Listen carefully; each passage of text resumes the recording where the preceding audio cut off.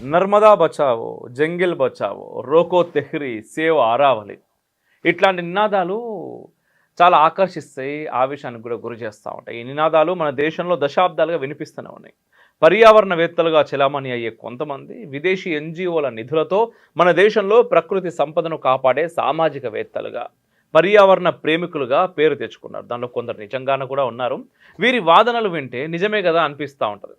కొంచెం లోతుల్లోకి పోయి చూస్తే ఇదంతా అభివృద్ధిని ఇంకో వైపు నుంచి అడ్డుకోవడం అని మనకు అర్థమవుతుంది. భారతదేశంలో పర్యావరణ పరిరక్షణ చేసే ఎన్జిఓలకు ఏటా వందల కోట్ల రూపాయలు విదేశాల నుంచి వస్తూ ఉన్నాయి.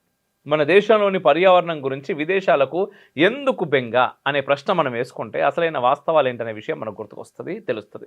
ఆరావళి పర్వత శ్రేణుల ప్రాధాన్యత ఏంటిది, ఎందుకింత రచ్చ జరుగుతుంది ఈరోజు కొంచెం మనం వెనక్కు పోయి చూద్దాం. పశ్చిమ భారతంలోని గుజరాత్లోని ఖేడ్ బ్రహ్మ నుంచి మొదలై రాజస్థాన్, హర్యానా, ఢిల్లీ రాష్ట్రాల్లో ఆరావళి పర్వత శ్రేణులు విస్తరించి ఉన్నాయి. సుమారు 80% పర్వతాలు రాజస్థాన్లోనే ఉన్నాయి. ఈ శ్రేణుల్లో అతి ఎత్తైన గురుశిఖర్ పర్వతం మౌంట్ అబూలో ఉన్నది. అడవులు, నీటి వనరులు, వన్యప్రాణులు, ప్రసిద్ధ కోటలు, దేవాలయ సంపదతో చరిత్ర, సంస్కృతికి ఆరావళి పర్వతాలు కేంద్రంగా ఉన్నాయి.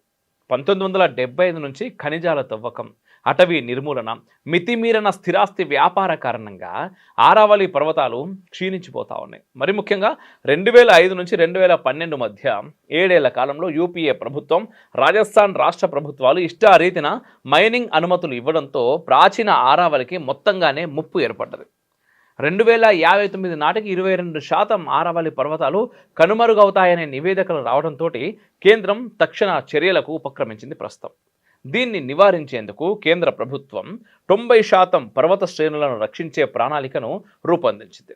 దీన్ని కొంతమంది పర్యావరణవేత్తలు, జీవావరణ కార్యకర్తలు అడ్డుకుంటా ఉన్నారు.